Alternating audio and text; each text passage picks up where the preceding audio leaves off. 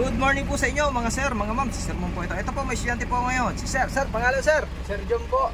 Taga saan si Sir John? Ano po? Ano Rizal. Taga Rizal. Sino shout out ni Sir? Shoutout doon sa mga katrabaho ko sa One Budget Tour, tsaka sa mga kasabayan kong aplikante dito sa BFP NCR. Yan lang Sir. Yes sir. Sige, magdadrive na po to si Sir. Ito na po si Sir Jomar. Mag-a-additional po to si Sir ng code C. So magko-code ano po kasi siya, mag-drive siya ng fire truck. Requirements yata sa kanila daw para ma-promote. Yan. So yun nga po, yung pag nag-additional code po ng code 3, dapat ang lisensya natin is more than 4 years ng professional yung code 2 nyo. At ngayon po, magkahiwalay na din yung code. So sa mga straight track, si code C. So sa mga bus naman, si code D. At madami din nag-i-inquire kung non-pro ba, pwede bang magpa halimbawa, may 1-2 daw silang non-pro, gusto nilang mag-code 3, qualified po ba daw? Hindi po pwedeng mag-code 3 yung 1 and 2 na non-pro, or kahit code 2 na non-pro, hindi pwede. Basta non-pro po, hindi pwede mag-code 3 kasi ang non-pro po ay pang private lamang. Ang nire-required ang qualification para makapag-code 3 ka, dapat mayroon kang 4 na taon na professional. So ang gagawin ng mga non-pro, magpapapro muna sila, tapos aantayin nilang mag-4 na taon yung kanilang lisensya. Yun po kasi yung bago ngayon. So actually matagal na po siya talagang in-implement. Yung iba lang hindi pa kabisado talaga po. At least ito nalalaman nyo. So follow nyo po yung aking Facebook page, YouTube, tapos TikTok. Shoutout nga pala kay Sir Danny Boy dyan sa TikTok. Yan, TikTok account ko, ano siya.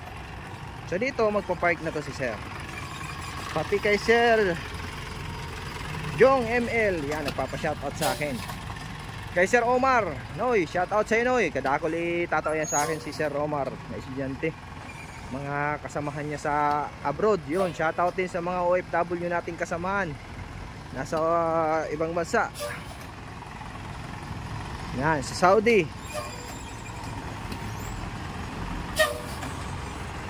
Okay, yun.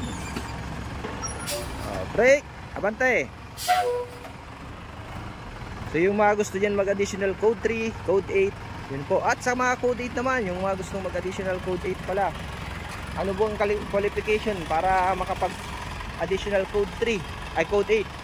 So dapat po ang lisensya natin, mayroon tayong 1, 2, 3 or 2, 3. At least 6 months yung code 3 natin. So bago ka pa lang mag code 3, dapat halimbawa kako-code 3 mo lang, magbilang ka lang ng 6 months. Sige pa. Yan, tawid. Up, mamaya. Straight lang muna. Yan. Sige, mabawi na. Okay. So nagpa-parallel parking to si Sir. Sige pa, kaunti pa.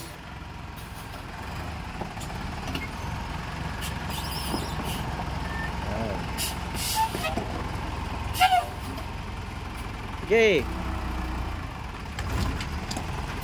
Up, brake, tuwid ng gulong. Yan, ayos Sir. Yan po, Sir. Yun po, yung mga gusto mag-additional code 3 at code 8, PM lang po. Maraming salamat po and God bless.